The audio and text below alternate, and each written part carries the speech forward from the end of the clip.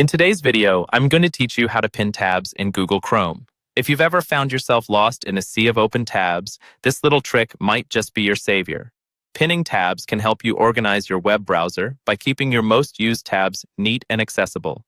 So let's dive right in and learn how to do it. First, let's get started by opening Google Chrome on your computer. Most of us have a few favorite websites we like to keep open throughout the day, and pinning these tabs will ensure they're readily available whenever you need them.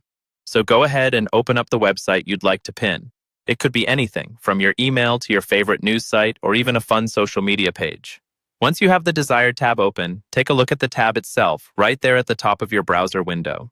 You're going to use the right mouse button for this next step, so go ahead and position your cursor over the tab. With your mouse cursor hovering over the tab, right-click on it. This should open a drop-down menu with several options. Among these options, you'll see one that says Pin. Click on Pin and watch the magic happen. Now that the tab is pinned, you'll notice a few changes. The pinned tab will shrink down to just the icon of the website, without any of the text. It will also move to the far left side of your tab bar. This is designed to give you more space to browse with other tabs while ensuring your important ones are never closed accidentally.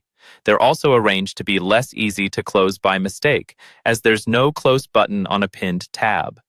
But what if you want to unpin a tab later or adjust your setup? It's just as easy. Simply right-click on the pinned tab icon and select Unpin from the menu.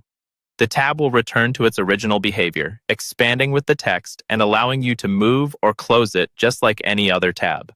As you start using this feature, you'll appreciate the simplicity and efficiency it adds to your browsing experience.